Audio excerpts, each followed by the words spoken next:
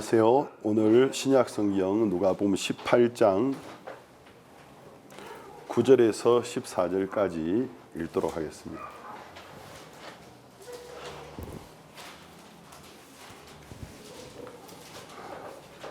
신약성경 누가복음 18장 9절에서 14절까지 읽겠습니다. 찾으신 줄 알고 제가 읽겠습니다. 또 자기를 의롭다고 믿고 다른 사람을 멸시하는 자들에게 이 비유로 말씀하시되 두 사람이 기도하러 성전에 올라가니 하나는 바리새인이요 하나는 세리라. 바리새인은 서서 따로 기도하여 가로되 하나님이여 나는 다른 사람들과 토색, 불의, 간음을 하는 자들과 같이 아니하고 이 세리와도 같이 아니함을 감사하나이다. 나는 일에 2번씩 금식하고 또 소득의 11조를 드리나이다 하고 세리는 멀리 서서 감히 눈을 들어 하늘을 우러러 보지도 못하고 다만 가슴을 치며 가로되 하나님이여 불쌍히 여기옵소서. 나는 죄인이로소이다 하였느니라. 내가 너희에게 이르노니 이 사람이 저보다 의롭다 하심을 받고 집에 내려갔느니라. 무릇 자기를 높이는 자는 낮아지고 자기를 낮추는 자는 높아지리라 하시니라. 14절 말씀까지 읽었습니다. 오늘 제가 여러분과 함께 은혜와 영광에 마땅한 자리라는 주제로 좀 말씀을 나누고 싶습니다.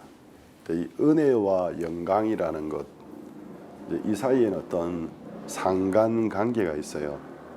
하나님이 만들어 놓으신 이 세상에 보면, 우리가 과학에 보면은 자연의 법칙이 있는 것처럼 하나님이 정해 놓으신 법칙이 있습니다. 근데 이 법칙은 아무도 변하게 할 수 없어요. 그 중에 이제 하나가 은혜와 영광, 이 은혜와 영광에 마땅한 자리가 있어요. 은혜가 될 수 있는 자리, 영광이 될 수 있는 자리가 있는데, 이제 이 어떤 이 법칙의 조건이 지켜지지 않으면 은혜가 방종이 되고 영광이 교만으로 변해버린다라는 것입니다. 우리가 이제 우리 주변에 보면 스포츠든 문화든 어떤 과학 분야든 굉장히 어떤 뛰어난 재능을 가지고 있는 사람들이 있습니다. 근데 이제 재능과 함께 겸손이 함께하면 그 사람이 모든 사람에게 사랑을 받고 적이 별로 없어요. 대부분의 사람들이 그 사람을 참 좋아하고, 물론 항상 어디든지 사회의 소수의 부류는 특별한 사람들이 있어요. 이유 없이 자기하고 다르면 그 사람을 미워하는 사람들도 있기는 있지만, 보편적인 어떤 가치관의 기준을 가지고 보면 재능이 굉장히 뛰어난데 그 사람이 겸손한 경우에 대부분의 사람들이 그 사람을 좋아하게 된다는 것입니다. 그런데 반대로 재능이 뛰어난 건 부인할 수 없는 사실인데, 재능하면 타고난 재능 하나는 확실하다, 저 사람은 천재적이다, 선천적이다고 말을 하는데, 교만해 버리면, 너무 마음이 높고 거만하면 사람들이 저 사람 재능 하나는 두말할 것 없이 뛰어난데 참 사람 됨됨이가 계속 보기 좀 짜증난다, 저 사람 자주 안 보면 좋겠다, 이런 평가를 받게 된다는 거죠. 축구에 보면 브라질의 펠레라는 선수가 있었고 아르헨티나의 마라도나라는 선수가 있었어요. 이 두 사람이 약간의 시간의 차이는 있지만 거의 동시대에 유명한 프로축구 선수였습니다. 물론 국가대표 선수로 월드컵에서 각 나라의 이름을 높이기도 했는데, 사람들 사이에 펠레냐 마라도냐냐 하는 그런 어떤 다툼도 있어요. 펠레가 세계 최고의 축구 황제였다, 아니다 마라도나다. 아르헨티나에는 마라도나라는 노래도 만들었더라고요. 우리가 지난 몇 해 전, 한 10년도 더 된 때 아르헨티나 우리 지부에서 월드캠프, 청소년 월드캠프에 마라도나라는 노래로 댄스를 준비한 노래가 마라도나 마라도나 이렇게 나오더라고요. 보면 아르헨티나에서 마라도나를 얼마나 신적인 존재로 높이는지 제가 확인은 못 해봤지만 마라도나 종교도 있다고 하는데 사실인지 제가 잘 모르겠습니다. 그래서 펠레냐 마라도냐냐. 제가 브라질 선교사님한테 재미있는 이야기 들었는데 어떤 날 이제 상파울루에 보면은 강도가 정말 많아요. 브라질에 정말 강도가 많은데 상파울루는 이제 해질녘이 되면 대부분의 이제 그 교통 신호등이 전멸등으로 바뀌어요. 전멸등으로 바뀌는 건 알아서 지나가라는 거죠. 그렇게 되는 이유는 빨간 신호가 들어왔다고 사거리에 차를 세우면 그게 위험이라는 것입니다. 총을 소지한 사람들이 나와서 운전자에게 총을 겨냥하면 꼼짝도 못하니까 해가 질 무렵이 되면 전멸등으로 바뀌는 거예요. 제가 이야기하는 건 지금부터 10몇 년 전에 제가 브라질에 갔을 때 들었던 이야기라서 업데이트가 안 돼 있습니다. 요즘 어떤지 잘 모르겠는데 하여튼 그래요. 한 번은 이제 이게 교통 CCTV에 잡혔는데 어떤 강도가 어떤 차 앞에 그 신호등에서 총구를 딱 겨눈 거예요. 근데 이제 그 CCTV가 더 이상 확대는 안 됐기 때문에 더 이상 줌을 이제 올릴 수는 없는 거예요. 강도가 그 안쪽에 있는 사람을 향해 총을 딱 겨냥했는데 갑자기 하들짝 놀라면서 도망을 가버리는 장면이 이제 CCTV에 나왔던 겁니다. 그게 어떻게 된 거냐면 그 차 안에 이제 생유리를 내리니까 뒤에 펠레가 타고 있었던 거예요. 운전사가 강도가 스톱 하면서 유리 내리고 뭐 이렇게 했을 때 유리를 내리면서 뒤쪽을 이렇게 한 거예요. 그러니까 강도가 이제 총으로 겨냥하다 뒤에 누구야 하고 봤더니 펠레가 있었던 거예요. 하들짝 브라질에서는 축구의 이 영웅이 대통령보다 더한 어떤 이게 그냥 아이돌인데 깜짝 놀라면서 도망을 가버렸는데 그때 브라질 사람이 저 강도는 죽은 목숨이다. 이제 못 산다. 왜냐하면 펠레가 탄 차에 총을 겨누었기 때문에 저 상대 조직에서 저놈을 찾아서 반드시 죽인다는 거죠. 국민의 영웅에게 총을 겨누었으니까. 그 강도가 죽었는지 안 죽었는지 제가 확인을 안 해봐서 모르겠는데 그런 이야기를 들었습니다. 얼마든지 축구를 좋아하는 나라에서는 현실이 될 수 있는 이야기예요. 어느 월드컵에서 콜롬비아 선수가 자살골 넣었잖아요, 그렇죠? 그래가지고 비행기 타고 국제공에 도착해 자국에 들어가는 순간 총에 맞아 죽었거든요. 자국민들에게 자살골 넣었다고. 이제 그게 이제 마피아 조직이 엄청난 이제 돈을 걸었는데 이제 그 사람 때문에 돈을 잃어버리게 된 조직에서 나와서 죽였다. 이제 이 정도로 중남미는 축구를 사랑하는 민족들인데, 그래서 펠레냐 마라도냐냐 누가 더 뛰어난 선수였나? 뭐 아르헨티나 사람들 당연히 마라도나를 선택하겠죠. 브라질 사람들은 펠레를 선택하고 또 많은 사람들이 동일하게 하는 이야기가 축구 기술만 가지고 이야기하자면 펠레를 선택해도 마라도나를 선택해도 과언이 아니라고 할 수 있지만 축구장 밖의 사람으로는 펠레다. 펠레가 진정한 축구 황제다. 펠레는 자기 선수 생활을 은퇴하고 나고 이후에도 자국의 스포츠계의 발전을 위하여 모범된 삶을 살아 장간지까지 아마 갔었을 거예요. 근데 마라도나는 축구를 제외하고 사람으로서는 그렇게 모범되는 삶을 살지 못했을 뿐더러 모범은 두 번째 치고 평균치에도 미치지 못하는 문란하고 방탕한 삶을 살았었습니다. 그래서 이제 우리가 이런 것들을 보면 하나님이 정하신 법칙이 있는데 재능이 비록 있을지라도 그 재능이라는 건 하나님 주신 거니까 은혜에 해당되는 거잖아요. 그래서 옛날 말로 은사라고 하는데 하나님의 은사라고 이야기하는데 하나님 주신 은혜예요. 스페인의 성경에 보면은 하나님의 은사라는 한국말에 돈데디오스라고 돼 있어요. 돈이라는 말은 한국말로 머니, 돈 그걸 말하는 게 아니고 스페인어인데 돈 그게 이제 선물 그리고 이제 선물 어떤 재능 선천적으로 타고나는 조건 없이 받게 되는 어떤 재능 돈인데 하나님의 은사를 스페인어로는 돈데 디오스라고 하는데 어떤 사람들을 보면 재능이 있는 사람들이 있어요. 저는 재주를 발전시키지는 않았지만 그림 그리는 걸 참 좋아했고 그림을 참 잘 그렸어요.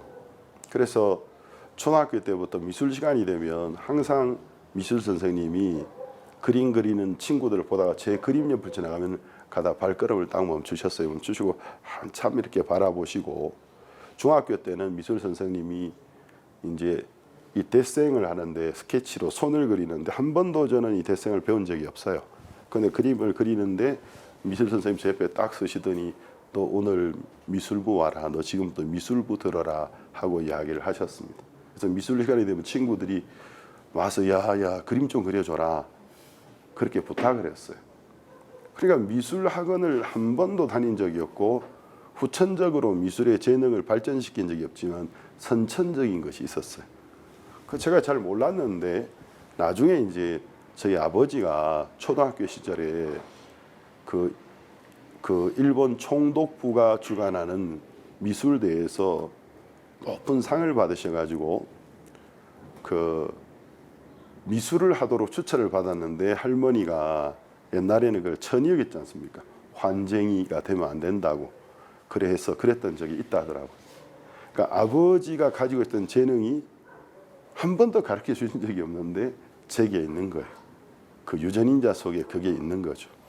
그래서 아마 미술을 전공으로 했더라면 꽤 잘하지 않았을까. 그런데 한 번도 이제 미술 공부를 할 것은 없었습니다.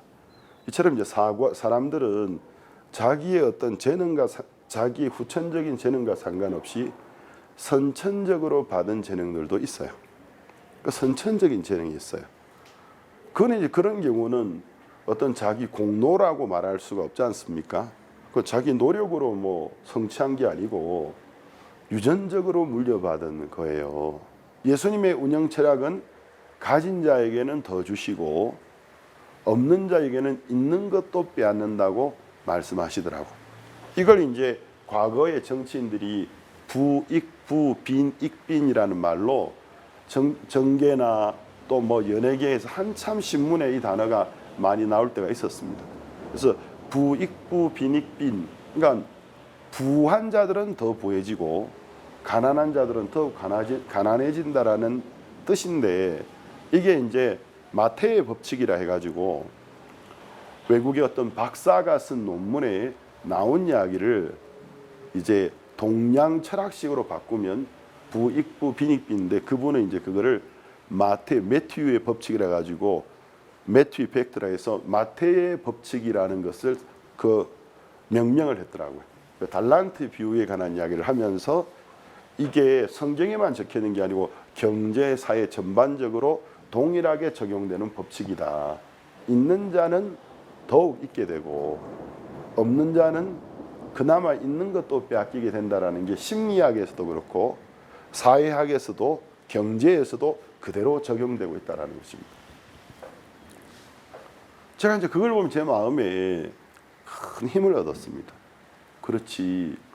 내가 보기에 내가 부족해도 나를 부르신 이를 믿고 내가 달려가다 보면 부르신 이를 믿는 믿음으로 복음의 장사, 끝없는 도전과 장사를 하다 보면 주님이 이렇게 보시고 저 안무개가 좀 부족하지만 받은 재능을 가지고 믿음으로 장사하는구나. 내가 좀 더 주면 좋겠다.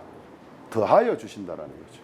근데 시간이 지나면서 가진 자는 더 가지게 되고 가지고 있는데 그걸 믿지 못하는 자는 있는 것마저 빼앗겨버리게 되는 일들이 일어난다라는 것입니다.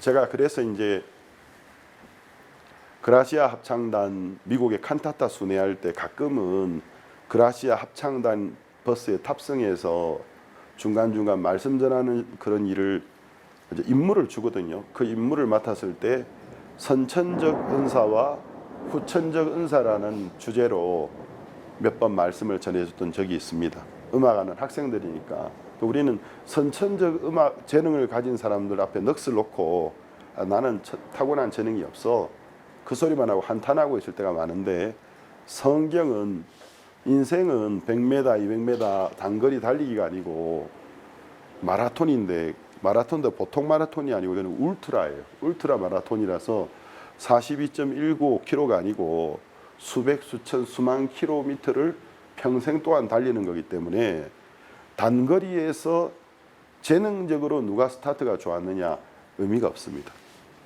인생이라는 경주에서는 후천적 재능을 받은 사람이, 후천적 재능은 타고난 게 아니고 가르침을 받고 지도를 받으면서 개발하는 것인데, 후천적 재능을 받은 사람이 선천적 재능을 가진 사람을 앞지르게 되어 있습니다. 이것은 하나님의 법칙입니다. 그래서 여러분이 학교 다닐 때 보면 좀 뛰어났던 그 친구들 있잖아요. 아, 저 친구는 정말 얼굴도 잘생기고 운동도 잘한다, 이쁘고 못하는 게 없네.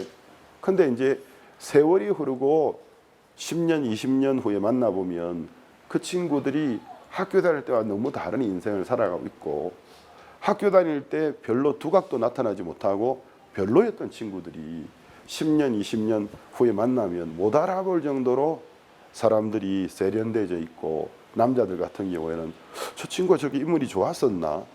저 친구가 저 아우라가 뭐지? 아, 저 친구가 별로 이쁘지 않았었는데 왜 저렇게 이뻐졌지? 인생을 살아가면서 이제 그 인생의 경주에서 주어진 것들로 인해서 사람이 정말 달라져 보이는 경우를 보게 된다는 것입니다. 성경은 이제 우리 인간의 근본에 관한 이야기를 하고 있어요. 제가 이제 오래전에 기쁜 소식지 우리 선교 월간지에서 읽었던 글인데 너무 오래돼 가지고 정확하게는 잘 모르겠는데, 어떤 이슬람 국가의 술탄이 황제에 해당되지 않습니까? 이 왕이 이제 왕위에 들어서면서 신하들에게 사람을 등용하는 문제에 있어서 좋은 가정의 자녀들을 정치 정계에 이제 입문시키고 등용하는 것과 좋은 가정의 자녀가 아니지만 일반 평민이지만 좋은 교육을 받은 사람들을 등용하는 것, 이 두 개 중에서 어떤 것이 더 효과적인가에 대하여 신하들에게 질문을 했어요. 근데 신하들이 두 그룹으로 나누어져 버렸어요. 한 그룹은 교육을 통해서 비록 평민이고 천민일지라도 좋은 교육을 받은 사람들이 훌륭한 인물이 될 수 있습니다 라를 주장하는 무리들과, 또한 무리는 좋은 교육을 받아서 좀 뛰어난 사람이 될 수는 있겠지만 이 기본 가정의 배경이라는 건 부인할 수 없다. 가정이 천하면 결국 천한 게 나온다. 그렇기 때문에 좋은 가문의 자녀들을 등용하는 게 옳습니다. 그래서 이제 이게 논쟁이 일어난 거예요. 그래서 이제 임금님이 그러면 이 두 그룹의 수장들에게 각 그룹이 대표자를 한 명씩 선정해라. 내가 1년이라는 기한을 줄 테니까 1년 동안에 자기들의 의견을 증명해 줄 수 있는 확실한 증거를 가지고 내게 와라. 그래서 1년 후 오늘 이날 그것을 우리가 심리해서 결정을 하자. 그러면 그 증거를 찾기 위해서 필요한 돈이나 필요한 모든 건 내가 얼마든지 줄 테니까 신청해라. 1년 후 이날 똑같은 날 우리가 다시 모이겠다. 그래서 이제 두 그룹의 대표들이 흩어졌어요. 근데 이제 교육을 통해서 사람의 근본을 바꿀 수 있다고 믿고 있는 그 무리의 이제 대표가 전국을 이제 여행하면서 이것을 증명해 줄 수 있는 어떤 증거가 필요한데 거의 1년이 다 차갈 무렵이었어요. 근데 이제 해가 질 무렵에 피곤해서 어떤 이제 여인숙에 들어가게 된 거예요. 잠을 자라고. 근데 잠을 자기 전에 배가 고프니까 저녁 식사를 기다리고 있는데 그 어두운 그 여인 속의 식당에 주인이 갑자기 박수를 탁탁 치면서 손님 여러분 잠시 이쪽을 봐주십시오.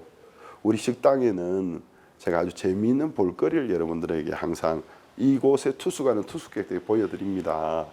여러분 한번 보세요 하고 박수를 탁탁 치니까 고양이 한 마리가 사람의 옷을 입고 장화를 신고 손에 쟁반을 하나 딱 들고 쟁반 위에 찻잔을 하나 올려서 사뿐사뿐 걸어오는 거예요. 그럼 서커스에서 보면 동물을 조련해 가지고 서커스 하는 분들 중에 우리가 많은 짐승을 길들이는 걸 보지만 양 가지고 서커스 하는 사람이 없어요. 왜냐하면 양은 이 조련이 안 되는 거예요. IQ가 너무 떨어져 가지고 이게 기술 습득이 안 돼요. 그리고 고양이 가지고 조련하는 것도 보기 힘들어요. 왜냐하면 고양이는 그 타고난 야생성이 너무 강해 가지고. 그래서 제가 전에 읽은 이야기인데 개는 자기의 주인을 대장으로 인식하고 고양이는 자기를 키우는 사람을 친구로 인식한다 하더라고요. 그래서 개는 계급 사이에 속해 있기 때문에 우리의 대장, 최고의 대장으로 생각하기 때문에 충성심을 보여주고, 고양이는 아무리 해도 나를 주인으로 생각하지 않고 친구로 생각한다는 거죠. 그렇기 때문에 마음에 안 들면 그냥 핥혀버리고 물어버리고, 개는 그게 안 돼요. 개는 대장한테 핥히고 물었다가는 창이기 때문에 개는 이제 으르릉 어쩌다가 하나의 표를 보여줄 수는 있지만 자기가 대장으로 믿는 그 주인을 문다든지 그럴 수는 없다라는 거죠. 근데 고양이는 친구로 생각하기 때문에 언제든지 그럴 수 있다는 것입니다. 근데 이제 고양이를 이렇게 서커스 조련을 한 걸 보기 힘든데 사람들이 와, 고양이가 장화를 신고 사람의 옷을 입고 손에 쟁반을 들고 찻잔에 차를 담은 걸 가지고 나오니까 와, 신기하다고 박수 치는데, 이때 이 신하가 드디어 내가 1년 동안 찾던 증거를 찾았다. 고양이가 아무리 야생성이 강해도 교육을 받으니까 저렇게 되지 않느냐. 그래서 그 여관 주인한테 가서 이 고양이를 나한테 파세요. 아, 저는 고양이 안 판다고. 난 고양이 팔려고 이러는 거 아니야. 고양이를 사랑하고 난 고양이를 아끼기 때문에 이거 파는 거 아닙니다. 근데 이 신하가 자초지종을 간곡히 설명하면서 야, 돈은 후하게 줄 테니 저한테 파십시오. 해서 그 고양이를 결국 사게 된 거예요. 그래서 이제 D-Day를 기다리면서 드디어 이제 우리가 이겼다. 확실히 이겼다. 그래가지고 이제 그 술탄이 정한 날을 기다리는데 이 정보가 상대편 그룹에게 들어간 거예요. 큰일 났다. 우리 저 라이벌 그룹에서 교육을 통해서 근본을 바꿀 수 있다는 확실한 증거를 확보했단다. 확실하대. 큰일 났다. 이거 우리가 결국 그 술탄이 저쪽에 안을 받아 그런 사람들 등용하기 시작하면 자기들이 이제 다 자리를 내줘야 되는 판인 거예요. 어떻게 하지 하는데 그 중에 한 사람은 나한테 좋은 묘안이 있으니까 걱정하지 말아라. 당일날이 됐어요. 술탄이 그럼 한번 증거를 제시해 보시오 하니까 이 교육을 통해 근본을 바꿀 수 있다고 믿는 이 그룹의 그 대표가 득이에 찬, 성경에 나오는 득이에 찬 미소 딱 지면서 뭐 폐하 전화했는지 모르겠지만 하여튼 예 폐하 하면서 그러니까 고양이가 야옹 하고 딱 나오는데 장화를 신고 사람의 옷을 입고 쟁반에 차를 한 잔 가지고 나오니까 사람들이 와우, 내 평생에 이런 건 처음 본다. 술탄도 와우, 내가 지금까지 많은 서커스를 봤지만 이런 건 처음 봤다. 보십시오. 교육을 통해서 근본을 바꿀 수 있습니다. 막 이러고 있는데 술탄이 막 이제 막 마음에서 감화를 받고 동화되려고 하는데 상대 조직에서 한 사람이 싹 웃으면서 동료들에게 걱정하지 말라고 하고 자루를 하나 딱 내리는데 자루를 딱 푸니까 쥐 한 마리가 나온 거예요. 그래서 팍 하니까 쥐가 놀래가지고 고양이가 있는 쪽으로 쥐가 찌찌찌찌 뛰어간 거예요. 이 고양이가 그 쥐를 찍찍거리는 쥐를 보는 순간 쟁반은 공중으로 날아가 버리고 야옹하면서 쥐를 잡기 위하여 궁궐을 뛰어다니면서 난장판이 되고 말았다는 것입니다. 물론 교육이 무용하다 그 이야기를 제가 하고자 하는 건 아닙니다. 교육이 필요한 건 사실입니다. 그러나 이제 이 교육을 통해 사람이 굉장히 많이 변화될 수 있는 것도 사실이에요. 근데 이제 이 이야기가 이제 우리가 주는 메시지는 성경적인 메시지였는데, 사람이 거듭나지 아니하고는 하나님의 나라를 볼 수 없다. 우리가 근본 죄인으로 태어나서 선을 행하려고 노력할 수 있어요. 또 선을 어느 정도 행할 수도 있어요. 그렇다고 해서 우리의 근본을 바꿀 수는 없다라는 것입니다. 그리고 예수님은 그 의 가지고는 하나님 나라에 못 들어온다. 그거 가지고는 하나님이 오케이, 너는 내 나라에 들어서 영원히 나와 함께 살 수 있다고 허락해 줄 수 있는 의의 기준에 미치지 못한다라는 것입니다. 우리가 성경을 읽어보면 성경에 이제 구약 성경에 모세오경, 모세가 쓴 5성경, 펜타테우코라고 하는데 그 헬라어로 펜타테우코, 5경이라는 말인데, 창세기, 출애굽기, 레위기, 민수기, 신명기인데 첫 번째 성경이 창세기, 두 번째가 출애굽기인데, 이 모세의 오경 중에 첫 번째 글인 성경의 처음이 되는 창세기 3장에 보면 첫사람 아담과 하와가 범죄에서 죄에 빠지는 이야기로 시작됩니다. 근데 4장에서는 형제지간에 가인이 아벨 동생을 살해하는 이야기가 나옵니다. 6장에서는 3장에서 죄가 이 세상에 들어왔는데 6장에서는 하나님이 첫 번째 세상, 지금 우리가 사는 세상은 두 번째 세상이에요. 왜냐하면 첫 세상은 하나님 물로 심판해 버려서 사라져 버렸습니다. 그러니까 3장에서 죄가 인간에게 들어오고 6장에서 하나님이 홍수로 세상을 멸망시켰거든요. 그러니까 죄가 증가하는 속도가 엄청난 속도를 가지고 있는 겁니다. 창세기 3장에서 한 방울의 맑은 물에 뜨는 한 방울의 잉크 같은 죄가 아담과 하와의 마음속에 들어왔는데 6장에는 첫 세상의 모든 사람을 하나님이 죽여야만 하는 상황이 왔습니다. 그래서 6장에 보면 세상의 죄악이 간영한가, 사람의 강피함이 가득함을 보시고 사람을 지은 걸 한탄하시면서 내가 세상을 심판하여야 되겠다 하고 노아의 홍수에 물로서 심판하신 이야기가 나옵니다. 그래서 그 이야기가 6장, 창세기 6장, 7장, 8장, 9장까지 적혀 있어요. 하나님이 첫 세상을 물로 심판, 리셋시킨 거예요. 세상을 한번 리셋을 시켰습니다. 하나님의 뜻을 행하는 노아의 가족만 딱 남겨놓고 인류를 멸절해서 리셋을 시켰어요.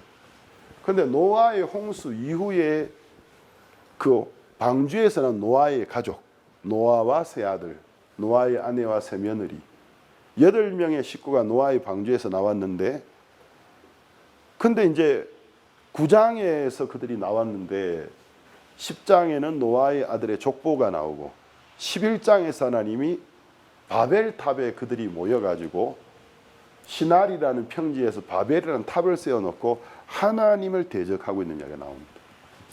이 세상을 다시 물로 심판하실지라도, 큰 비가 내릴지라도 우리가 우리의 생명을 구원하자 하고 하나님께 정면으로 도전하는 기록이 11장에 나와요. 9장에서 홍수가 마쳤는데. 그러니까 죄가 퍼져가는 속도가 굉장히 빠른 겁니다. 사는 거기에서 안 되겠다, 내가 인류의 언어를 나누어 버려야 되겠다 하고 언어를 나누었어요. 그걸 혼잡, 그것을 바벨이라고 부릅니다. 그래서 바벨탑이라고 하는 거예요.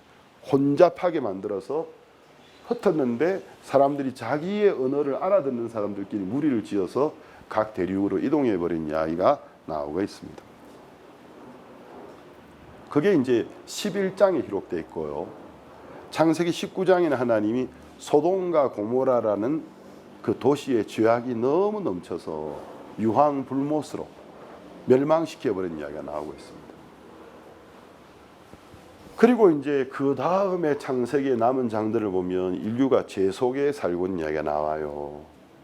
마지막에는 요셉의 형들의 이야기인데, 형제지간에 동생을 죽이려 하고 아버지께 거짓말을 행하고 죄와 거짓말이 난무하고 있는 이야기가 창세기에 나오고 있습니다. 그럼 창세기는 사람에게 인류의 역사는 죄의 역사입니다. 죄가 들어오면서 인류가 시작되었기 때문에 인류의 번성이 시작됐기 때문에 인류의 역사는 곧 죄의 역사예요. 그래서 인류사를 문학으로 만들면 이 인류를 다루고 있는 문학, 이 인문학은 곧 죄의 문학입니다. 죄가 빠지면 문학이 안 됩니다.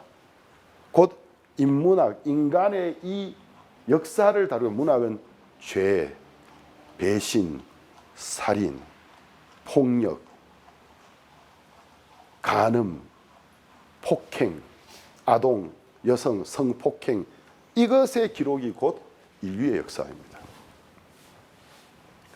그런데 이제 세상에 이제 지식이 발전하고 문화 수준이 높아지면서 포장하는 기술이 이제 굉장히 발전한 거예요. 그래서 너무 포장을 잘해가지고 교육과 예절이라는 이름으로 워낙 포장을 잘하고 있으니까 옛날보다 덜 야만적인 것 같지만 인간이 근본적으로 야만성은 전혀 변한 게 없어요. 그건 아무리 좋은 양복을 입어도 숨길 수 없고 아무리 좋은 드레스를 입어도 인간이 가지고 있는 그 야만성을 없앨 수는 없습니다. 어떤 교육으로도. 성경은 우리 인간의 근본에 관한 이야기를 하고 있어요.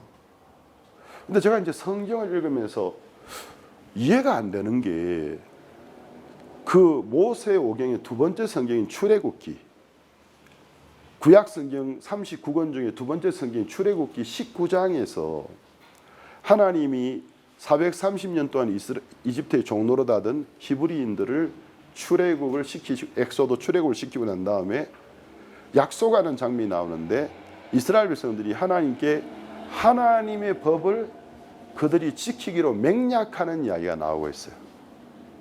제가 이제 그 출애굽기 19장에서 24장까지 이스라엘 백성들이 너희가 하나님이 너희에게 주는 모든 법을 항상 지키겠느냐 그렇게 물어봤을 때 한 목소리로 예 우리가 지키겠습니다 하고 맹세하는 이야기가 19장에 한 번 나오고 24장에 한 번 더 나와요. 제가 이제 그 기록을 읽을 때마다 이해가 안 되는 거예요. 타임머신이 있다면 내가 그 당시에 히브리어를 알아들 수 있는 히브리 사람이 될 수 있다면 가보고 싶은 마음. 그 현장에 가서 그들이 예 하고 한 목소리로 우리가 지키겠습니다 할 때 야비 해보고 싶은 마음이 있는 거예요. 여러분이 정말 약속을 지킬 수 있다고 생각하나요? 우리가 아담의 후손이라는 사실을 망각하셨나요? 우리 아버지가 아담이라는 사실을 잊어버렸습니까? 창세기 전체의 내용이 죄와 심판에 관한 이야기를 하고 있는데 우리가 그 죄인의 후손이라는 사실을 잊어버렸습니까? 지금 하나님이 하시는 말씀이 너무 거룩하고 옳은 말씀이지만 저걸 다 지킬 수 있다면 정말 좋겠지만 우리는 도저히 지킬 수가 없습니다. 우리는 근본 죄를 좋아하는 사람들입니다. 여러분이 죄를 좋아하는지 안 좋아하는지 쉽게 알 수 있어요. 여러분이 드라마나 영화에 뭐 로맨스에 보면 삼각관계, 사각관계, 요즘에는 아주 지저분한 관계까지도 나오는데 그걸 여러분이 즐겁게 볼 수 있다는 건 여러분이 죄를 좋아한다는 거죠. 아마 죄를 싫어하신다면 역겨워서 못 볼 겁니다. 나 이거 못 보겠다. 아무리 연기를 기가 차게 잘해도 나 더러워서 못 보겠다. 근데 우리 그거 보고 눈물 흘리고 분해하고 박수 쳐주고 진짜 멋지게 생겼네. 어느 날 박우수 목사님이 비행기 타시고 오셔가지고 말씀을 전하는데 제가 이번 여행에 돌아오다가 비행기 안에서 시간이 기니까 성경도 보고 기도도 하고 시기도 하고 가끔은 영화도 보는데 영화를 하나 봤습니다. 타이타닉이라는 영화를 봤는데 그 영화를 보시고 난 그 감상평을 한마디로 말씀하시기를 대한민국 모든 유부남 유부녀의 바람기를 일으키는 영화였습니다. 그러면서 제가 그 영화를 보니 그 영화의 그 여주인공의 남편인지 약혼자인지 모르겠어요. 남편인가요? 약혼자인가요? 남편이에요? 약혼자. 다 보셨네. 저만 안 봤네요. 저는 목사님 그 말씀을 들은 그날부터 그 영화를 안 봤습니다. 그게 저도 비행기 타고 다니면서 여러 번 볼 일이 있었는데 유부남의 마음속에 바람기를 일으키는 영화 해가지고 아예 안 봤는데 오늘 이날까지 안 봤는데 그 목사님의 평가를 듣고 더 이상 볼 게 없어요. 저거 보고 마음속에 이상한 바람이 일어날라 이래가지고 이제 안 보는데 목사님 설명에 그 정도 경제적인 위치에 오를 수 있는 사람이 그렇게 바보 멍청이일 수 없다라는 거죠. 그렇게 바보 멍청이가 결코 그와 같은 위치에 오를 수 없다라는 거죠. 근데 그런 사람은 바보 멍청이로 묘사하고 천하의 논팽이 임자에 있는 여자를 유혹하는 그 논팽이를 너무 멋있는 사람으로 부각시켜 놨다라는 거죠. 여러분 왜 그런 영화 보고 좋아하시죠? 또 한 번은 우리 선교사님들이 목사님 요즘 한국에 가시고기라는 소설이 대히트랍니다. 그래서 가시고기가 뭐냐고 처음 듣는 그게 물에 사는 고기의 일종인데 그 엄마가 아니고 아버지 물고기가 새끼들을 키우고 나중에 자기 몸을 새끼들 주는 거라고. 그런 물고기가 있느냐고.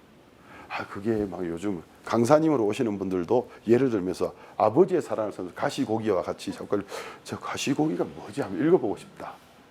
누가 어떤 분이 이제 저한테 가시고기 책을 가져왔어요. 그래서 이제 이게 그렇게 소문으로 듣던 가시고기구나. 그래서 제가 딱 읽는데 한 챕터가 끝나기 전에 이런 쓰레기가 다 있나 그랬습니다. 못 보겠는 거예요, 제가. 왜냐하면 천하의 어떤 어머니도 아무리 품행이 좋지 못한 어머니도 어머니는 어머니예요. 모성애는 인간의 본성 중에서 가장 강한 것 중에 하나입니다. 짐승들도 마찬가지고 자기 자식을 이렇게 가차없이 버리는 정신병자가 아니고는 이런 어머니가 있을 수 없어요. 그러니까 부성애를 강조하기 위해서 어머니를 인간도 아닌 존재로 설명해 놓은 거예요. 근데 그게 제가 보이니까 이 작가 누구지? 참 돈 벌려고 얘 많이 썼다. 사람들 감동시키려고. 그러니까 재미가 있겠습니까? 없겠습니까? 하나도 재미없고 그 소설을 제가 보고 난 저의 감상평은 쓰레기였다. 그래서 돈 벌기 위해 작정한 책이었다. 제가 이 평가를 했더니 목사님 글을 참 이상하게 읽으시네요. 그래서 저는 그거 보고 감동받았는데 저는 감동이 안 되는데 어쩌겠습니까? 첫 이 챕터 넘어가지 이 쓰레기 같은 작품을 이거 상술의 문이 먼 거지. 이건 소설로서 가치가 없다. 문학 작품으로는 가치가 없다. 저는 그 마음이 들었거든요. 사람마다 보는 기준이 다르겠지만 저는 그렇게 봤습니다. 그래서 이건 성경에 나오는 거 아니니까 무시하셔도 됩니다. 근데 우리가 뭘 좋아합니까? 우리는 죄를 좋아해요. 근데 내 자신과 내 주변이 그걸 해서 안 된다고 가르칩니다. 우리 자녀들에게도 그런 행동을 해서 안 된다고 말합니다. 근데 모순이 그 말 하면서 내 마음엔 그걸 내가 좋아해요. 만약에 우리가 이건 정말 비약적인 예인데 불륜을 저지르고 양심의 가책도 안 받을 수 있고 깜쪽같이 속일 수 있다면 아마 인류의 거의 대부분의 유부남 유부녀가 불륜을 저지를 겁니다. 그렇게 하지 않는 건 들킬까 무섭고 또 양심, 사회적인 위치. 그렇지만 우리 사람 마음속 깊은 곳에는 죄를 즐기고 죄를 좋아하는 마음이 있습니다. 성경은 이걸 이제 우리에게 이야기해 주고 이것이 우리의 근본인 것을 이야기해 주고 있습니다. 자, 우리가 시편 51편 5절 말씀을 한번 보겠습니다.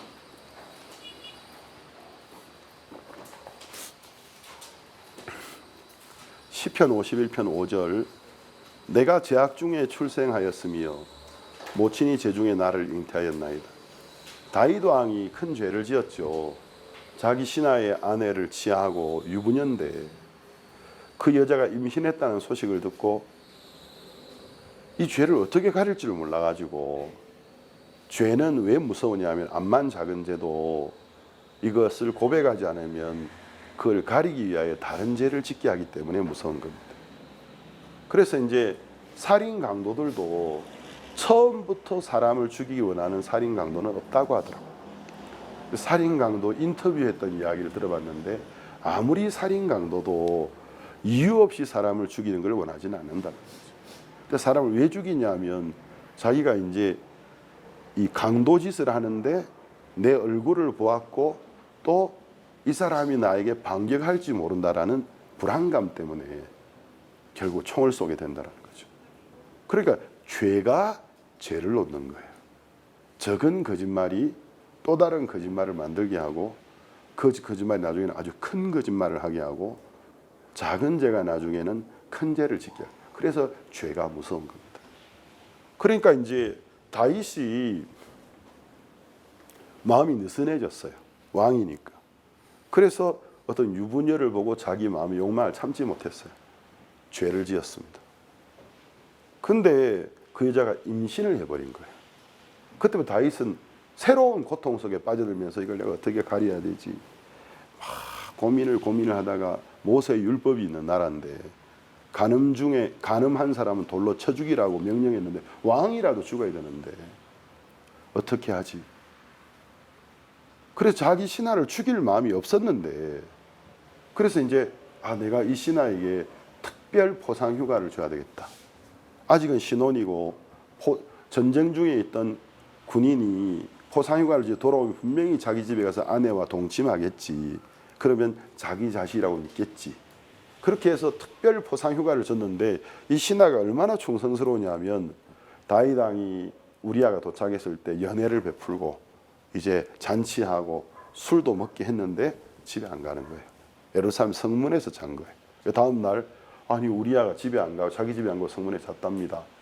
다윗이 자기 계획이 수포로 돌아가니까 불러서 네가 왜 이렇게 했냐니까 지금 하나님의 계와 그리고 군대 장관 요압과 내 동료들이 전쟁터에서 피를 흘리고 있는데 나 혼자 내가 아무리 휴가를 받았다고 라고 한들 집에 가서 제 아내와 함께 잔다면 내가 하나님께 벌을 받지 않겠습니까? 굉장히 충성된 사람이었거든요. 근데 다윗이 자기 계획이 수포로 돌아가는 걸 보고 어떻게 하지? 나는 이게 내 마지막 보루라고 생각했는데 안 되네. 길이 없다. 전쟁에서 그 칼과 창은 사람을 구별하지 않잖아. 칼과 창은 사람 얼굴 보고 떨어지는 게 아니잖아요. 전쟁에 누구나 죽을 수 있는 건데 그 마음에 든 생각이 우리아를 가장 위험한 군사작전에 특공대에 편입시켜서 보내야 되겠다. 그럼 죽을 확률이 있어. 다윗 마음에 그럼 내가 죽인 건 아니잖아. 전쟁의 칼이 사람 얼굴 구별하고 죽이나. 그래서 편지를 써서 우리아 편으로 봉한 편지, 군사작전 편지를 적어서 그 군대 장관에게 보냈고 군대장 요압은 그 지시대로 말도 안 되는 작전에 우리아를 그 특공대에 편입시켜서 보내서 계획대로 죽게 됐던 거죠. 그 다윗은 나름대로 자기 양심을 위로했겠죠. 내가 죽인 게 아니야. 전쟁에는 창과 칼은 사람을 구별하지 않아. 그건 내가 한 게 아니야. 그러나 하나님의 눈에는 이건 살인이었습니다. 하나님이 나단 선지자를 보내서 정면으로 다윗을 책망했습니다. 다윗이 이런 짓을 하고도 마음에 평안이 없었는데 평안이 없는데도 스스로 그 죄에서 벗어날 수가 없었어요. 정면으로 자기를 책망하는 걸 들으면서 비로소 회개하고 자기의 죄를 고백하면서 지은 시가 바로 이거예요. 시편 51편인데 이 5절이 유명한 구절인데 저도 신앙생활 하다가 실수해가지고 그런 어떤 불륜죄를 짓게 된 성도들을 간혹 교제하고 또 말씀으로 치리하고 그런 경험이 있는데 그런 죄를 지었다고 해서 사람들이 다 죄인이 되는 거 아니더라고요. 이거 실수였습니다. 우연이었습니다. 그래 말하는 사람 정말 많더라고요. 근데 다윗은 그렇게 이야기하지 않는 겁니다. 내가 죄악 중에 출생하였으며 모친이 제 중에 나를 잉태하였나이다. 이건 무슨 고백이죠? 하나님 실수 아닙니다. 하나님 제가 못할 짓 해서 안 될 짓을 제 실력이 아닌 어떤 우발적인 짓을 제가 어쩌다가 지었습니다. 우리처럼 이렇게 이야기하지 않더라는 거죠. 내가 죄악 중에 출생하였으며 모친이 제 중에 나를 잉태한 제 어머니도 죄 속에서 나를 잉태했고 나는 어머니의 태 속에서부터 제약 중에 형성되어서 출생한 인간입니다. 하나님, 제가 이런 인간입니다. 이런 제가 지금까지 큰 범죄하지 않고 하나님을 섬길 수 있었던 것은 하나님의 은혜였습니다. 제가 하나님의 은혜에서 떨어져 버렸을 때, 마음이 높아지고 교만해지고 하나님의 은혜에서 떨어졌을 때, 나는 이런 인간입니다. 나를 불쌍히 여겨 주십시오. 이렇게 기도했다라는 거죠. 이사야서 1장 4절 말씀을 보겠습니다. 이사야서 1장 4절. 이사야 선지자가 자기 동족인 이스라엘 사람들에게 대언하는 하나님의 경고의 말씀이에요. 슬프다 범죄한 나라요, 허물진 백성이요, 행악의 종자요, 행위가 부패한 자식이로다. 저기 이사야 1장 4절에 보면은 슬프다 범죄한 나라요, 허물진 백성이요, 행악의 종자, 이게 무슨 말이죠? 나면서부터 악을 행하는 종자라는 것입니다.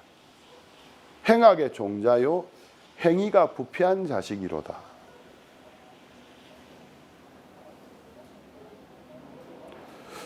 그리고 우리가 이제 하나님이 빠진 세속 교육의 허점이 여기 있어요.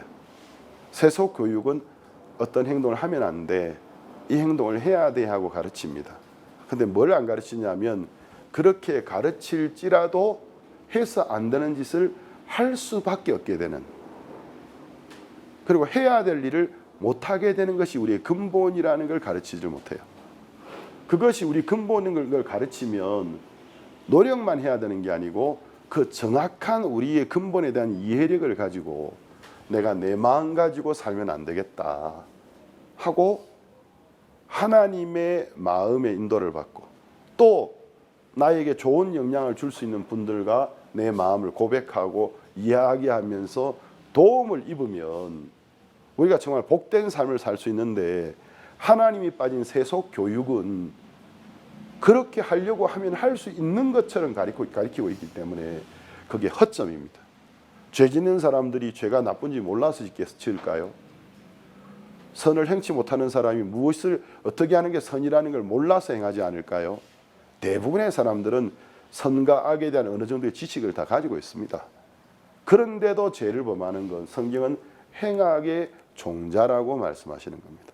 그래서 여러분들이 집에 어떤 마스코트를 키울 때 최소한의 내가 키우는 마스코트 그 종자의 특성은 이해하고 키워야 돼요. 사람이 될 수 없기 때문에 우리는 이 마스코트를 오래 키우다 보면 인간화 시키려고 해요. 내가 볼 때 인간처럼 되어진 것처럼 보이지만 인간이 아닙니다. 그가 가지고 있는 본성은 달라요. 특히 맹수류를 마스코트로 키우는 경우에는 평생 우유만 먹였다, 평생 부드러운 음식만 먹였다, 어리석은 이야기입니다. 그러니까 그 교육보다 더 강한 본능을 가지고 있기 때문에 장난을 치다가도 피맛을 보게 되었을 때 본성적으로 한순간에 본성이 깨어나면서 주인을 잔인하게 죽여서 먹을 수 있는 본성을 가지고 있어요. 그럼 그 짐승이 잘못입니까? 그 짐승은 원래 그런 종자예요. 근데 하나님이 이사야를 통해 말씀하시기를 행악의 종자요, 행위가 부패한 자식이로다. 자, 로마서 5장 12절 말씀을 보겠습니다. 신약성경 로마서 5장 12절. 이러므로 한 사람으로 말미암아 죄가 세상에 들어오고 죄로 말미암아 사망이 왔나니 이와 같이 모든 사람이 죄를 지었으므로 사망이 모든 사람에게 이르렀느니라. 자, 성경은 한 사람 아담으로 말미암아 죄가 세상에 들어왔고 죄로 말미암아 사망이 왔고 모든 사람이 죄를 지었다고 이야기하고 있습니다. 이게 이제 우리의 근본입니다.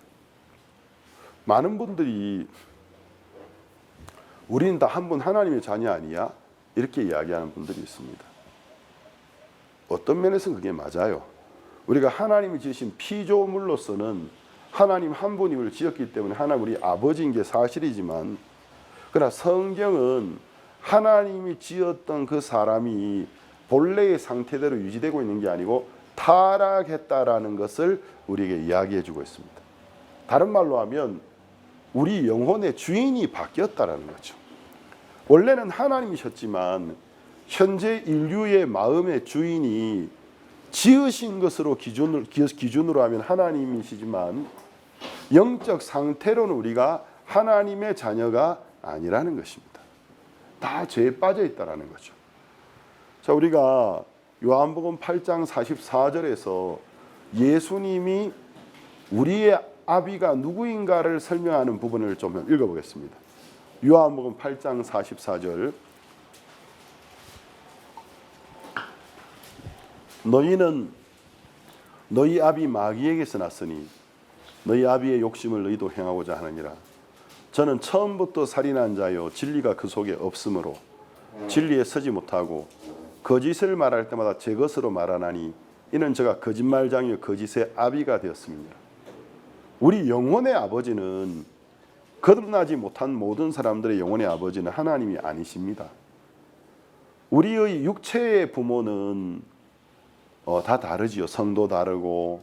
하지만 우리 모든 인류의 영적인 현재의 아버지는 너희는 너희 아비 마귀에게서 났으니, 그러니까 너희는 마귀의 자식이라는 거죠. 그렇기 때문에 너희 아비의 욕심을 너희도 행하려고 한다. 저는 처음부터 살인자고 진리가 그 속에 없다. 항상 거짓말을 하는데 그는 거짓말장의 아비다.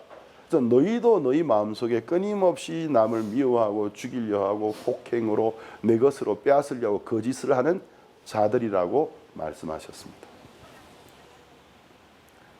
그럼 우리가 하나님의 은혜를 잊기 위하여 취해야 될 자세가 있다는 거죠.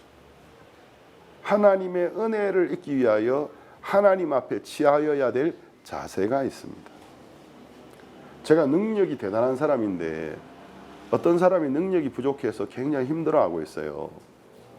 근데 그 사람이 제가 가지고 있는 엄청난 능력의 도움을 받기 위해서는 취해야 될 자세가 있습니다. 첫 번째는 자기가 능력이 없는 자인 것을 인정해야 됩니다. 그리고 자기를 불쌍히 여겨주기를 바라는 낮은 마음을 가져야 되는 거예요. 근데 은혜는 입고 싶은데 마음을 높이면 은혜를 입을 수 없어요. 우리가 우리 주변에 보면 은혜가 필요한 위치에 있는데 자기 마음을 낮추지 못해서 엄청 고생하고 있는 사람들을 봅니다. 그러니까 은혜를 입어야 될 위치에 있는데 마음을 낮추지 못하니까 계속 남을 탓하는 거예요. 입만 열면 남을 탓하고 입만 열면 남을 욕하는 거예요. 누구 때문에. 그런 사람이 하는 말을 자세히 들어보면 자기는 잘못한 게 아무것도 없어요. 자기는 틀린 자가 아니에요. 세상 모든 사람이 틀린 자이지 자기가 틀린 자가 아니에요. 그러니까 자기가 모든 것의 기준이에요. 판단의 기준이에요. 이것이 전형적으로 은혜를 입어야 될 위치에 있는데 마음을 낮추지 못해서 고통하는 사람들의 특징입니다. 그러니까 지금 은혜가 필요한데 마음을 깨뜨리지 못하고 자기 마음을 낮추지 못하니까 엄청 과부하가 걸리고 고통스러운 거예요. 그러니까 어떻게 해야 되죠? 다른 사람을 씹어야 되는 겁니다. 누구 때문에 계속해서 누구 때문에, 저 인간 때문에, 이 인간 때문에 옆에 듣는 사람들이 나중에 노이로제가 이제 정신병 아니야? 내가 볼 때 약간 정신병 같은데 미치겠네 진짜. 입만 열면 누구 때문에 분해하고 부들부들 떨면서 누구 때문에 뭔 때문에가 그렇게 많은지 마음을 낮추지를 못하는 거예요. 우리가 마가복음 7장 20절에서 23절을 한번 보겠습니다. 예수님이 사람의 마음에서 나오는 것이 무엇인지를 설명하셨습니다. 마가복음 7장 20절에서 23절입니다.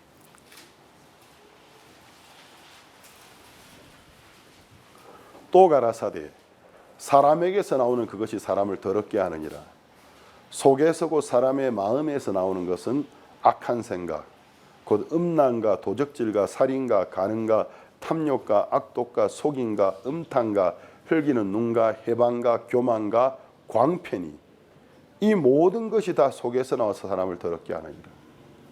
자, 여기서 보면은 예수님의 말씀인데 사람에게서 나오는 그것이 하고 사람의 마음에서 나오는 것은, 우리가 이 문장을 보면 사람의 마음에 뭐가 있지? 한번 우리가 기대를 해봐야 되는 거예요.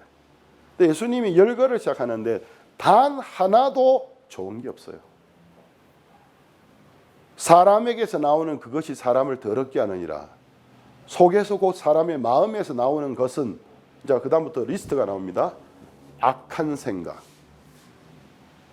곧 음란. 첫 번째 악한 생각. 두 번째 랭킹 2가 뭐예요? 음란, 도적질, 살인. 랭킹 4가 또 나와요. 간음, 탐욕, 악독, 속임, 음탕, 흘기는 눈, 해방, 교만, 광패, 미친 마음이라는 거죠. 이 모든 악한 것이 다 속에서 나와서 사람을 더럽게 하는 거예요. 만약에 우리가 이 말씀을 그대로 받아들인다면 하나님 앞에 취할 수 있는 태도가 뭐겠습니까? 마음을 낮추고, 내 마음을 가다듬고 마음을 낮추고, 하나님, 제가 정말 하나님의 은혜가 필요한 사람입니다. 저를 불쌍히 여겨 주십시오. 제가 예를 들어서 어떤 다른 사람이 범한 죄를 지었지 아니했다 할지라도 그것을 분별은 해야 되겠지만, 분별하고 경계해야 되겠지만, 제가 그 사람을 판단할 수 없습니다. 저 똑같은 사람입니다. 제가 하나님의 은혜로 아직 몸으로 그와 같은 죄를 짓지 않았을 뿐이지, 저에게도 똑같은 그 죄악의 충동, 재성이 있습니다. 하나님, 저를 불쌍히 여겨 주십시오. 그래서 우리가 올바른 신앙을 하게 되면 올바른 마음의 자리에 가야 되는 거예요. 그래서 하나님의 은혜와 영광에 합당한 자리가 있습니다. 그 자리는 뭐냐면 자기의 근본을 기억하는 자리입니다. 내가 누구인가? 나 누구지? 많은 사람이 저를 목사라고 부르고 있습니다. 저도 제 자신을 암흑의 목사라고 소개하고 명함도 찍어서 가지고 있습니다. 그렇지만 저의 근본은 목사가 아닙니다. 제가 처음 전도자가 됐을 때 형장이 저를 전도사님이라고 불렀을 때 너무나 어색했습니다. 저를 전도사라고 부르는 것이 싫었습니다.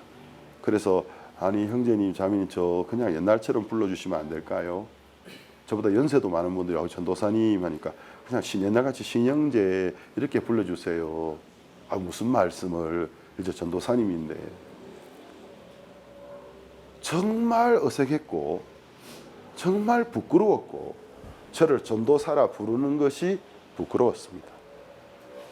그리고 가끔씩 목사님 안 계실 때 수요 예배 때 오늘은 신재훈 전도사님 나와서 말씀을 전하겠습니다 할 때 그 강단에 올라가는 게 정말 마음에 엄청난 어떤 부담과 압력, 내가 저기 올라서 무슨 말을 할 수 있을까, 그게 제 근본입니다. 근데 세월이 흐르다 보면 많은 사람들이 목사님 불러주니까 당연히 목사인 줄 알고, 내가 당연히 강대상에 서서 마이크 잡고 이야기할 수 있는 사람인 줄 알고, 주일날 수백 명의 성도들이 한 주간 동안 대부분 바쁘게 사셨는데 뭐 때문에 시간을 내셔가지고 아침에 일찍 좀 늦게까지 주무시지, 일어나서 씻으시고 또 깨끗한 옷 입고 로션도, 여자분들은 화장도 하고 향수도 뿌리고 얼마나 시간을 투자해서 그분들이 오십니까? 그리고 말씀 들으러 앉아, 제가 그분들 앞에 마이크를 잡고 뭔가를 이야기할 수 있는 권한이 어디에 있습니까 도대체? 그분들이 그렇게 해야 될 이유가 어디에 있습니까? 없어요. 그 모든 것이 하나님의 은혜인데 우리가 그 은혜를 잊어버릴 때가 정말 많고, 난 당연히 강단에서 마이크 잡고 이야기하는 사람, 그래서 어떨 때는 왜 잘 안 듣습니까? 하고 뭔가를 주장하는 위치에 있을 때도 있고, 그렇지만 깊이 생각해 보면 아무런 자격이 없는 겁니다. 그들이 제 이야기를 들어주시고 저를 존중해 주시는 것이 감사해야 될 이유인 거지. 하나님께 감사하고 그분들에게 감사해야 될 이유이지. 그분들이 어떤 그렇게 해야 될 의무를 가지고 있는 분들이 아닙니다. 이게 하나님의 은혜인 겁니다. 제가 생애 처음 양복을 입은 날 신학교 입학할 때 저희 아버지가 그렇게 반대하셨는데 마지막에는 네 인생 네가 사는 건데 내가 네 학기를 못 맡겠다. 목회자는 고생이 많은 건데 내가 일로 안 보내고 싶은데 네가 가겠다니까 어쩔 수 없다. 내가 아무리 만류해도 안 되고 대신 약속해라. 절대로 네가 이 길을 한번 선택해 가다가 어느 날 내가 더 이상 이 길을 못 가겠습니다. 그렇게 돌아오지 말아라. 나는 그럼 안 받아주겠다. 아버지 그런 날 평생에 없을 겁니다. 걱정 안 하셔도 됩니다. 그러니까 아버지가 없는 살림에 양복을 맞추어 주셨어요. 밤색 양복을 맞추어 주셨는데 저는 개인적으로 밤색을 굉장히 싫어하거든요. 밤색에 대한 어떤 안 좋은 기억이 있어가지고 어렸을 때 어머니가 설이연가 추석인가 바지를 샀는데 밤색이었는데 너무 싫은 거예요. 그 색깔이 제 눈에 무슨 똥색 같은 게 안 입고 싶은데 억지로 입히시는데 막 입었는데 왜 이유를 모르겠는데 하여튼 이유 없이 싫은 거 있잖아요. 그 색깔이 너무나 싫었던 기억. 그래가지고 막 감사해야 되는 날 짜증 부리고 하다가 어머니한테 좀 맞았던 기억이 있는데 그 이후에 이제 저는 이제 밤색을 안 좋아해요. 뭐 이것은 어떤 선호도인데 이유는 모르겠는데 밤색을 제가 안 좋아합니다. 그래서 밤색으로 된 물건을 저는 안 가지고 있어요. 밤색 구두, 밤색 허리띠 이런 거 전혀 안 씁니다. 밤색 양복. 그런데 아버지가 사주신 맞춰진 양복이 밤색이었어요. 근데 그러니까 제가 어떻게 거절하겠습니까? 그래서 감사합니다. 양복을 입었는데 이거 무슨 병아리 우장 같은 느낌이 들고 이거 나하고 안 맞는 것 같고 나 평생 앞으로 이런 식으로 입고 살아야 되는 거야? 생각만 해도 저는 항상 청바지맨이었거든요. 항상 저는 이제 이 지인으로 청소년 시기를 다 보냈고 위에는 이제 딱 남방 해가지고 영어 쫙 적히는 짙은 청바지 색깔 거의 같은 색깔의 옷을 입고 그게 저의 선호하는 색깔이었는데 운동화도 같은 색으로 단일색으로 그렇게 제가 구원받을 때도 그런 옷을 입고 교회를 갔는데 그때 저를 처음 보셨던 분들이 어디서 차돌멩이 하나가 왔구나 해서 이마바위 강이 바짝바짝 하는 게 아니고 저 남학생 교회 잘못 찾아왔다. 저 남학생은 잘 노는 학생 같은데 우리 교회는 이쁜 학생이 학생이 없는데 교회 잘 번지수 잘못 찾았다. 이래 생각했다 하시더라고요. 저 사실 잘 노는 학생이 아니었는데 그분들 눈에는 아주 잘 노는 학생으로 보였던가 봅니다. 처음 그 양복을 입었을 때 이제는 뭐 양복 입는 게 당연한 사람이 되고 말았습니다. 처음 그 양복을 입었을 때 너무나 어색했던 그게 저의 근본입니다. 그럼 지금 제가 당연히 여기고 있는 모든 것들이 그 양복과 같은 것들입니다. 또 하나님이 은혜를 거두어 버리면 아무것도 아니잖아요. 저하고 길거리에 있는 노숙자하고 차이점이 얼마나 크겠습니까? 마음에 정신줄 놓아버리고 인생의 소망을 놓아버리면 그렇게 되는 거지. 뭔 그런 큰 차이가 있겠습니까? 우리 예전에 단기 중에 한 명이 멕시코 기억이 너무 좋으니까 이제 한국에 가서 대학을 졸업하고 멕시코에 있는 한국 기업에 진출을 했어요. 근데 이제 교회를 잘 안 나오는 거예요. 어느 날 저를 찾아왔어요. 목사님 저 한국에 돌아가기로 했습니다. 그래. 그래서 생각보다 너무 힘들고 목사님 제가 단기 생활할 때 멕시코 사람들이 너무 좋았습니다. 근데 제가 직장 생활하면서 깨달았는데 멕시코 사람들이 좋았던 게 아니고 형제 자매들이 참 좋았던 것이라는 걸 깨닫게 되었습니다. 똑같은 멕시코 사람인데도 신앙 안에 예수님 안에 있는 형제 자매들과 신앙이 없는 멕시코 사람들이 너무나 달랐다는 거죠. 좀 이렇게 사람들이 다정다감한 건 사실이지만 신앙 밖에서는 냉정하고 그냥 한 명의 외국인, 너는 외국인, 나는 멕시코인 그냥 그 관계지 그 이상의 어떤 관계도 아니라는 거죠. 그냥 경쟁 관계고. 그래 그 학생이 했던 말이 제 마음에 이제 여운을 남겼어요. 그래 바로 그거다. 어떤 나라 사람들이 참 좋아. 와, 이 나라 사람 좋다고 이야기해요. 그러나 예수님을 떠나서 만나보면 물론 내가 살고 있는 나라의 동족보다는 베이스가 좀 더 마음이 낮을 수도 있고 순할 수도 있겠지만 결국 사람이라는 거죠. 하나님의 은혜를 빼버리면 그렇다라는 거죠. 오늘 제가 읽었더니 본문 말씀에 바리새인과 세리가 성전에 가서 기도를 합니다. 바리새인과 세리는 예수님 시대에 극과 극의 사회적인 신분을 가지고 있는 사람입니다. 바리새인은 종교 지도자들이고 모세 율법을 철저하게 지키는 지도자들이고 세리는 동족으로부터 세금을 거두어서 로마인에게 상납하는 사람들입니다. 근데 로마인들은 세리들에게 정해진 세금을 거두게 했지만 얼마의 이윤을 남기는 걸 법으로 정하지 않았기 때문에 세리는 세금을 징수할 때 얼마의 이자를 받느냐에 따라서 이제 부의 축적의 정도가 달라지는 거예요. 자기가 봉사하는 걸 그래서 회복해야 되는데, 그러니까 원하든 원치 않든 동족에게 돈을 강요해야 되고, 또 가난한 사람들은 기회를 못 맞춰가지고 울며 불며 부탁하는 경우도 있지만 인내에도 한계가 있고 돈을 뺏어야 돼요. 그러다 보니까 이 세리는 예수님 시대의 배신자의 대명사였고, 그리고 욕심, 돈밖에 모르는 욕망, 죄인의 대명사였습니다. 그래서 이제 이 바리새인과 세리가 성전에 올라서 기도하는 걸 예수님이 예를 드셨어요. 보겠습니다. 누가복음 18장 9절입니다. 또 자기를 의롭다고 믿고 다른 사람을 멸시하는 자들에게 이 비유로 말씀하시되 두 사람이 기도하러 성전에 올라가니 하나는 바리새인 하나는 세리라. 바리새인은 서서 따로 기도해 가로되 하나님이여 나는 다른 사람들과 토색 불이 간음을 하는 자들과 같지 아니하고 이 세리와도 같지 아니함을 감사하나이다. 나는 일회라는 건 7일인데 일주일에 2번씩 금식하고 또 소득의 11조를 드리나이다. 자, 우리가 상상해 볼 수 있습니다.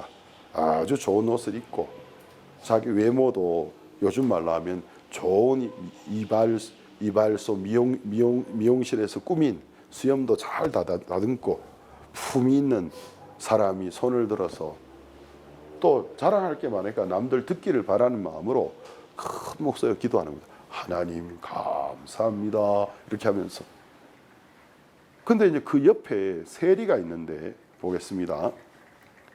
세리는 멀리 서서 감히 눈을 들어 하늘을 우러러 보지도 못하고 다만 가슴을 치며 가로되 하나님이여 불쌍히 여기옵소서 나는 죄인이로소이다 하였느니라. 내가 너희에게 이르노니 이 사람이 세리입니다. 이 사람이 저보다 바리새인보다 의롭다 하심을 받고 집에 내려갔느니라. 무릇 자기를 높이는 자는 낮아지고 자기를 낮추는 자는 높아지리라 하시니라. 이게 하나님의 법칙 중에 하나입니다. 자기의 부족함을 발견하고 자기를 낮추는 자를 하나님 높이시고 자기의 외적인 몇 가지의 조건을 보고 자기를 높이는 자를 낮추시는 것이 하나님의 정하신 법칙입니다. 여러분이 인생을 살면서 낮춤을 당하는 경우를 만나게 되시면 여러분 인생의 주변을 잘 살펴보세요. 내가 혹 마음을 높이지 않았었나. 또 반대로 하나님이 여러분을 높여주신다고 느껴지실 때 다시 한번 여러분 주변을 보십시오. 여러분이 자기의 부족함을 발견하고 마음을 낮추게 된 기회가 있지 않았는가. 하나님은 자기의 부족함을 발견하고 마음을 낮추는 자, 그렇기 때문에 하나님의 은혜를 구할 수밖에 없는 자, 그러니까 자기의 부족함을 발견하고 자기를 낮추는 그 자리가 은혜와 영광에 합당한 자리라는 것입니다. 상대적인 법칙입니다. 그러니까 내가 자기 부족한 거 다 망각해버리고 개구리 올챙이째 기억 못하는 것처럼 나도 목사야, 너하고 나하고 차이가 뭐가 있어, 나도 아무개야 비기는 마음을 가지고 마음을 높이면 하나님은 마음을 높이는 사람에게 낮춤을 당하게 하신다고 하셨습니다. 예수님이 천국에 들어가기 위해서는 바리새인과 서기관의 의보다 더 나은 의가 있어야 한다고 말씀하셨습니다. 근데 이 비유의 끝을 보면 세리가 바리새인이 가지고 있던 의보다도 더 나은 의를 예수님께 받게 된 것을 볼 수 있습니다. 왜냐하면 이 사람이 저보다 의롭다 하심을 받고 집에 돌아가느니라. 그러면 바리새인과 서기관의 의는 율법의 행위로 말미암은 의인데, 이 세리는 율법의 행위로 말미암는 것이 아닌 하나님의 은혜로 말미암아 받은 의를 받았다라는 것입니다. 하나님은 누가 구원받을 수 있도록 해주시고, 구원받은 사람들 가운데서도 누가 계속해서 하나님의 은혜를 입을 수 있고 영광된 자리에 설 수 있는지를 우리에게 말씀해 주는 것입니다.